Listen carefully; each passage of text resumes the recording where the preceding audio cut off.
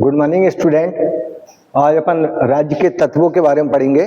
राज्य क्या होता है और राज्य शब्द यदि हम देखते हैं तो हमने 3 प्रकार के राज्यों का अध्ययन या राज्य शब्द के बारे में पढ़ा है, समझा है। पहला शब्द यदि हम देखें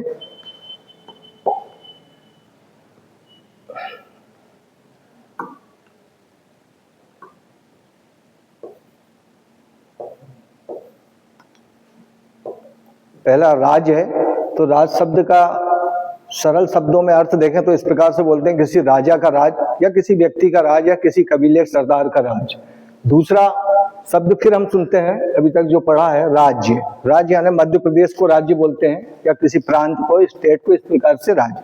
लेकिन राजनीति के स्टूडेंट के लिए राजनीति की भाषा में राज्य जो शब्द है उसको किस आधार पर राज्य के तत्वों के रूप में बोला जाता है, उसके लिए हम देखेंगे। इसके आवश्यक 4 तत्व हैं।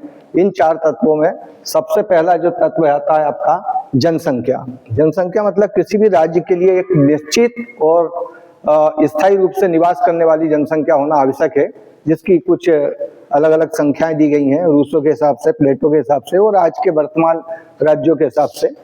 दूसरी चीज होती है निश्चित भूभाग। एक निश्चित भूभाग यदि हम मान लें कि भारत देश का ये आपका नक्शा है और इस नक्शे में निवास करने वाली पूरी जनसंख्या, तो एक निश्चित भूभाग में आने वाली जनसंख्या उस देश की जनसंख्या मानी जाएगी। तीसरी बात आती है शासन या सरकार।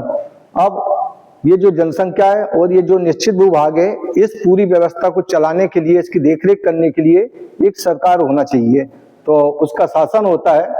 तो तीसरे तत्व में शासन या सरकार राज का तीसरा तत्व होता है। चौथा होता है इन तीनों पर विशेष स्थिति रखना, कमांड रखना और अपनी मनमर्जी से शासन करने की जो स्थिति होती है उसको बोलते हैं संप्रभुता। इसी को प्रभु सत्ता कहा जाता है। प्रभु सत्ता और संप्रभुता को यदि देखें तो एक इस प्रकार की शक्ति है जिसको ईश्वर तुल्य मानते हैं कि ईश्वर को और किसी से आज्ञा लेने की आवश्यकता नहीं होती है। इसी प्रकार से किसी भी राज्य की जो सरकार होती है वो अपनी मनमर्जी से अपने देश में अपनी जनसंख्या पर शासन करने के लिए मनमर्जी की मालिक होती है। तो संप्रभुता हमारे देश की वो स्थिति होती है जो देश के नागरिकों पर, देश के निश्चित भूभाग पर और जनसंख्या की इच्छा के अनुसार शासन करने के लिए पूरी की पूरी अपनी स्थिति के अनुसार, संवैधानिक व्यवस्था के अनुसार मनमर्जी की मालिक होती है। इस संप्रभुता को यदि हम देखें तो इसका महत्व समझ में आएगा 1947 के बाद, जब भारत देश आजाद हुआ।